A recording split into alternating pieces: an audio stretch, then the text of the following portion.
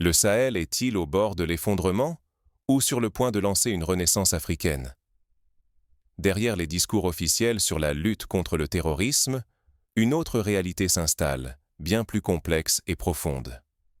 Tandis que la France et ses alliés redessinent la carte militaire de l'Afrique de l'Ouest, multipliant les bases et les accords stratégiques, le Sahel devient le théâtre d'un nouveau grand jeu. Prenons l'image du jeu d'échecs. Chaque pièce déplacée, chaque base ouverte, chaque alliance nouée traduit une stratégie d'encerclement. À l'ouest, le Sénégal accueille désormais des troupes étrangères à la frontière malienne. Au sud, le Bénin et la Côte d'Ivoire renforcent leur coopération militaire, encerclant le Mali, le Burkina Faso et le Niger. Officiellement, il s'agit de lutter contre les groupes armés qui déstabilisent la région. Mais sur le terrain, la réalité est plus nuancée. La multiplication des bases militaires, la construction d'infrastructures stratégiques, l'acheminement d'armements sophistiqués, tout cela dépasse la simple logique de défense. Il s'agit d'établir un contrôle, de surveiller, de contenir toute velléité d'indépendance des États sahéliens. Ce n'est pas la première fois que l'Afrique se retrouve prise dans le tourbillon des intérêts extérieurs. Rappelons-nous le partage de l'Afrique à Berlin en 1885, où les puissances européennes, sans consulter un seul Africain, ont tracé à la règle les frontières du continent. Un siècle plus tard, la logique de domination ne s'est pas éteinte.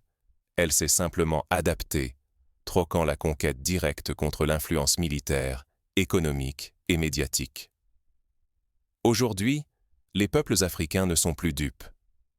À Bamako, Ouagadougou, Niamey, la jeunesse manifeste, brandit des drapeaux panafricains, scande des slogans pour la souveraineté. Dans les rues, sur les réseaux sociaux, dans les universités, une nouvelle génération conteste l'ordre établi. Des noms émergent, porteurs d'espoir. Ibrahim Traoré au Burkina Faso, Assimi Goïta au Mali, Abdourahmane Tiani au Niger. Leur point commun? Ils osent défier les dogmes hérités de la colonisation. Ils expulsent les soldats français, remettent en cause des accords jugés léonins, dénoncent le pillage des ressources. Prenons l'exemple du Niger. Pendant des décennies, l'uranium extrait de ces sols a alimenté les centrales françaises, garantissant l'électricité de Paris et Lyon, alors que des villages nigériens vivent sans lumière.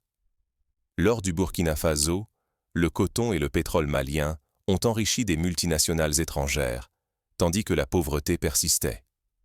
Mais aujourd'hui, pour la première fois depuis l'indépendance des années 60, des chefs d'État africains osent dire non. Ils réclament la révision des contrats miniers, le développement local, l'industrialisation, la formation des jeunes. Cette affirmation de puissance dérange. Si le Sahel brise ses chaînes, c'est tout l'équilibre mondial qui vacille. Les grandes puissances le savent. Une Afrique souveraine, unie, capable d'exploiter ses matières premières et de négocier d'égal à égal, bouleverserait les circuits économiques mondiaux. Mais si l'Afrique ne questionne pas le récit dominant, elle risque de voir son destin lui échapper, ou de sombrer dans de nouveaux conflits imposés de l'extérieur. L'histoire regorge d'exemples. Souvenons-nous du Congo de Patrice Lumumba, assassiné avec la complicité de puissances étrangères, de la Guinée de Sékou Touré, isolé pour avoir refusé la tutelle française. Comment en est-on arrivé là? Pour comprendre l'ampleur de l'enjeu, il faut remonter aux racines de cette confrontation. Depuis plus de 6 décennies, la France a maintenu un système de présence permanente dans ses anciennes colonies. Après les indépendances, la mainmise ne s'est jamais vraiment relâchée. À travers la France-Afrique, un réseau d'accords secrets, de bases, de conseillers politiques et militaires, Paris a continué de tirer les ficelles. Les richesses naturelles du Sahel ont longtemps alimenté la prospérité de la France. Prenons un exemple concret. Areva, aujourd'hui Orano, extrait chaque année des milliers de tonnes d'uranium au Niger sans que la population locale ne bénéficie des retombées. Les contrats sont secrets, les chiffres opaques, les bénéfices réels échappent au peuple. Ce système n'a pas été mis en place sans résistance. Dans les années 60 et 70, de nombreux leaders africains ont tenté de briser le joug. Thomas Sankara, au Burkina Faso, a tenté de nationaliser les ressources, de promouvoir l'autosuffisance. Il a été assassiné en 1987. Aujourd'hui, c'est une nouvelle génération qui reprend le flambeau. Ibrahim Traoré, jeune capitaine, incarne ce vent de rébellion. À Bamako, Assimi Goïta, un colonel, affirme haut et fort la volonté d'émancipation. À Niamey, Abdourahmane Etiani, général, se dresse face à la pression occidentale. Leurs méthodes diffèrent, certains s'appuient sur les mobilisations populaires, d'autres sur les alliances militaires. Mais le message est clair. L'Afrique ne veut plus être un terrain de jeu pour les intérêts étrangers. Face à ce réveil, la France et ses alliés occidentaux répliquent. Chassé du cœur du Sahel, Paris repositionne ses forces tout autour. Au Sénégal, une base militaire flambant neuve s'érige à la frontière du Mali. Au Bénin, des conseillers occidentaux forment les troupes locales et installent des dispositifs de surveillance. En Côte d'Ivoire, des accords de défense permettent le stationnement de plusieurs centaines de soldats étrangers. Rien n'est laissé au hasard. Cette stratégie d'encerclement rappelle les tactiques de la guerre froide, lorsque les États-Unis et l'Union soviétique placèrent leurs pions autour des zones stratégiques. Mais ici, la pression ne s'exerce pas uniquement par la force. Elle s'appuie aussi sur des alliances locales. Certains dirigeants africains, par peur ou par intérêt, acceptent de servir de relais à l'ingérence occidentale. Ce jeu dangereux s'est souvent retourné contre l'Afrique. L'histoire du Sahel en témoigne. Menaces, sanctions économiques, coups d'État orchestrés, promesses d'aide conditionnées. En 1960, la France a ainsi imposé un blocus à la Guinée de Sékou Touré. En 1993, la Côte d'Ivoire a été déstabilisée après avoir envisagé un rapprochement avec les États-Unis. Pourtant, aujourd'hui, la donne change. Malgré l'encerclement, la résistance s'organise. Les dirigeants du Sahel savent qu'ils ne peuvent compter que sur eux-mêmes, mais ils cherchent aussi de nouveaux alliés. La Russie, par exemple, propose une coopération militaire et logistique, tout en promettant le transfert de technologies. La Chine, de son côté, investit dans les infrastructures, routes, barrages, écoles, réseaux de communication. Prenons le cas du Mali. En 2 ans, les autorités ont signé des accords pour l'achat de matériel militaire russe, moderniser leur communication grâce à des ingénieurs chinois et lancer la construction de plusieurs usines agroalimentaires.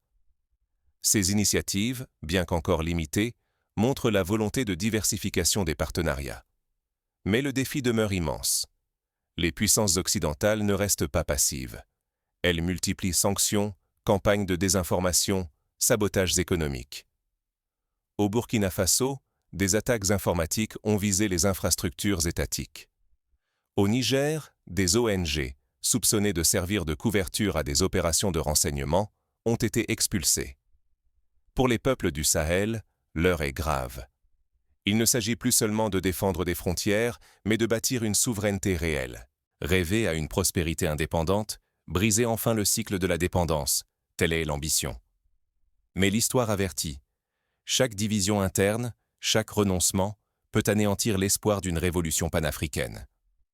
En 1963, l'échec de la Fédération du Mali, première tentative d'union politique entre le Mali et le Sénégal, a montré combien les divisions pouvaient être fatales. Aujourd'hui, la solidarité entre le Burkina Faso, le Mali et le Niger est scrutée. Les 3 pays, surnommés les Lions du Sahel, ont signé une alliance de défense commune, l'Alliance des États du Sahel. Cette entente prévoit une assistance militaire automatique en cas d'agression. Mais les pressions sont constantes. À l'extérieur, des bases militaires étrangères surveillent, écoutent, attendent. À l'intérieur, la corruption, la peur, les tensions ethniques menacent l'unité. Au cœur de ce bras de fer, une question brûle. Jusqu'où les peuples du Sahel sont-ils prêts à aller pour reconquérir leur destin ? L'Occident n'est pas le seul adversaire. Parfois, l'ennemi porte un visage africain. La guerre qui ravage le Sahel n'est pas seulement militaire.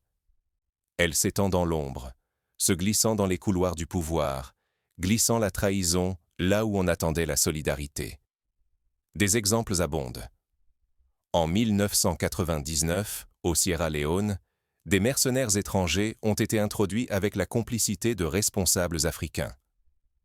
Lors de la crise ivoirienne de 2010, des réseaux occultes ont orchestré la désinformation, dressant communauté contre communauté. Aujourd'hui, autour du Burkina Faso, du Mali et du Niger, les voisins, Sénégal, Bénin, Côte d'Ivoire, accueillent des bases occidentales à quelques kilomètres seulement des frontières. Officiellement, il s'agit de combattre le terrorisme. Mais ces centres deviennent aussi des nœuds d'espionnage, d'échanges secrets, de planification clandestine. Les informations collectées ne servent pas toujours la paix. Elles visent parfois à affaiblir la résistance sahélienne, à perturber l'élan d'indépendance, à préparer des opérations de déstabilisation. Certains dirigeants africains, mus par la peur ou la cupidité, sacrifient la dignité du continent pour quelques privilèges. En échange de financement, de garanties politiques ou d'appui médiatique, ils tolèrent que des puissances étrangères infiltrent, surveillent et parfois déstabilisent leurs voisins. Cette trahison ne se limite pas aux signatures d'accords. Elle prend la forme de financements occultes, d'opérations psychologiques, de campagnes médiatiques destinées à semer le doute et la division. Face à ces manœuvres, le Sahel s'adapte. La vigilance est constante. Les frontières sont surveillées jour et nuit, des drones patrouillent, des barrages routiers sont installés, les communications sont encryptées. Les 3 pays du Sahel synchronisent leurs efforts. Ils partagent les renseignements, coordonnent les patrouilles, s'entraînent mutuellement. La coopération militaire devient vitale. Même les populations s'engagent. Des comités de vigilance locaux signalent toute activité suspecte, dénoncent la corruption, refusent l'ingérence, dressent un véritable rempart humain contre la manipulation. Mais le Sahel n'est plus isolé. Dans l'ombre, des soutiens émergent. La Russie fournit des équipements, forme des spécialistes en cybersécurité. La Chine renforce les réseaux électriques, finance des universités techniques. Cette diversification des partenariats brise l'hégémonie occidentale et ranime l'espoir. Rappelons une scène historique. En 2023, lors du sommet Russie-Afrique à Saint-Pétersbourg, le président burkinabé a déclaré que l'Afrique ne sera plus jamais un terrain de chasse pour les puissances étrangères. Ces mots ont résonné bien au-delà du Sahel. Cependant, le danger demeure. Si l'unité se fissure, si la lucidité vacille, le Sahel peut tomber.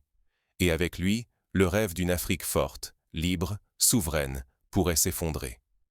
Ce qui se joue ici dépasse le sort du Mali, du Burkina Faso et du Niger. Il s'agit du destin du continent tout entier. Mais la riposte du Sahel ne s'arrête pas là. Une nouvelle phase de la lutte s'ouvre, où la résistance prend une autre dimension, celle de la transformation sociale et économique.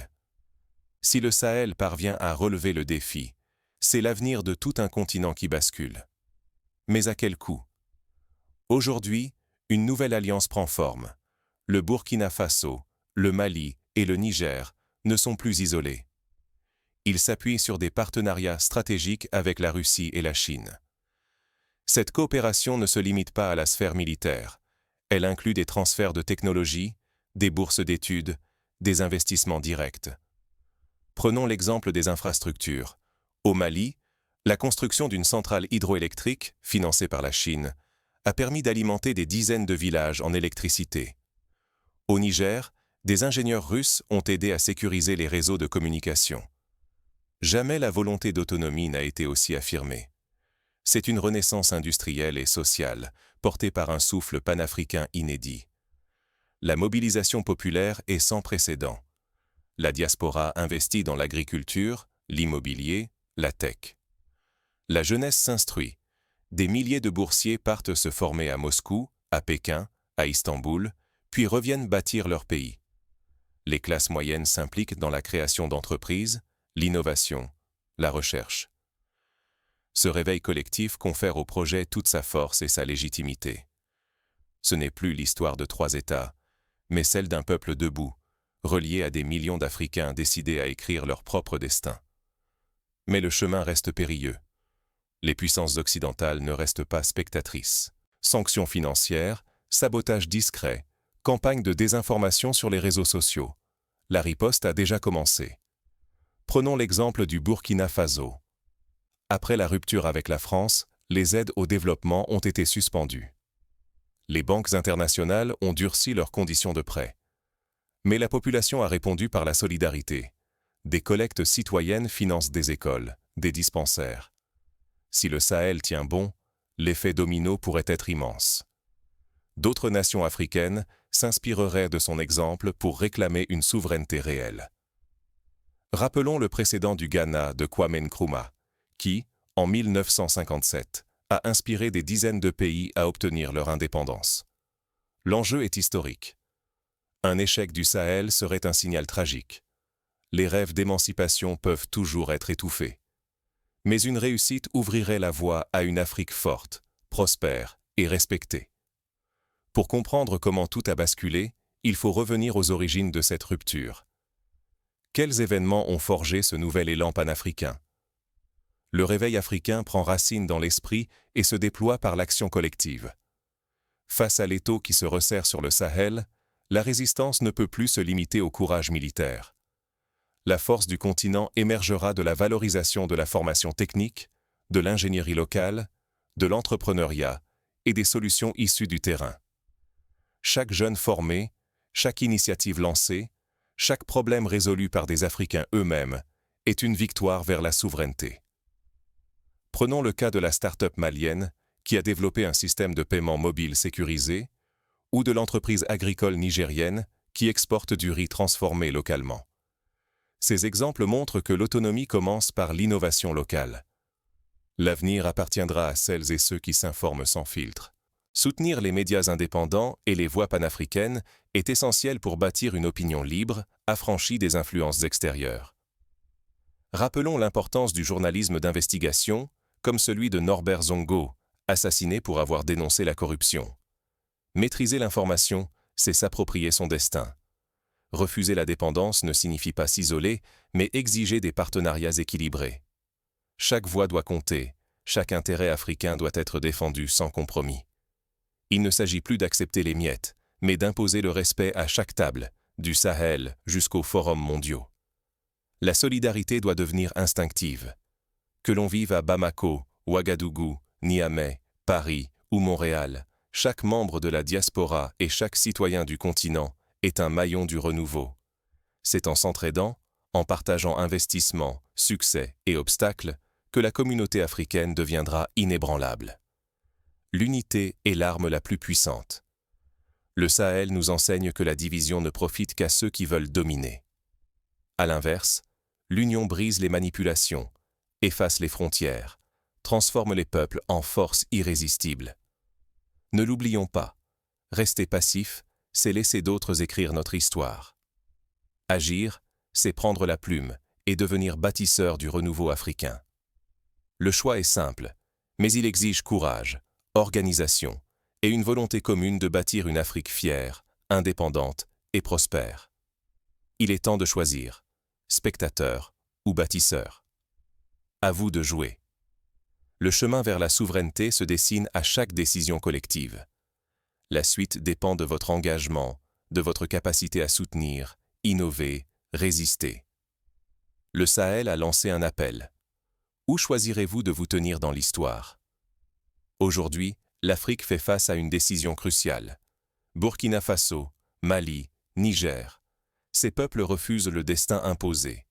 Ensemble, ils se dressent, déterminés à écrire une nouvelle page, fiers et solidaires. À l'encerclement, ils répondent par l'unité et l'espoir d'une souveraineté retrouvée. Rester spectateur, c'est abandonner notre pouvoir. Ce qui se joue dépasse les frontières du Sahel. C'est l'avenir de toute l'Afrique qui se décide. Le choix paraît simple, mais il engage chacun de nous. Prendre part à cette renaissance, c'est refuser que d'autres écrivent encore notre futur. L'histoire nous observe. Notre génération porte la responsabilité de briser le vieux cercle de dépendance et d'ouvrir la voie à une prospérité autonome. Chacune et chacun peut agir, s'informer, s'engager, soutenir ceux qui luttent pour l'autonomie, investir dans l'éducation, promouvoir la paix et la justice. Mais l'enjeu est immense. Détourner le regard, c'est risquer plus que la défaite d'un jour. C'est livrer l'avenir du continent aux mains étrangères. Au contraire, unir nos forces, c'est forger un récit panafricain, fier, libre, souverain. Le Sahel a ouvert la voie. L'heure n'est plus aux hésitations. La question n'est pas seulement politique, elle est historique. Serez-vous acteur du changement ou complice silencieux de la résignation? À vous de choisir. La renaissance africaine commence aujourd'hui, à chaque acte, chaque mot, chaque décision. Soyons dignes de ce nouveau chapitre.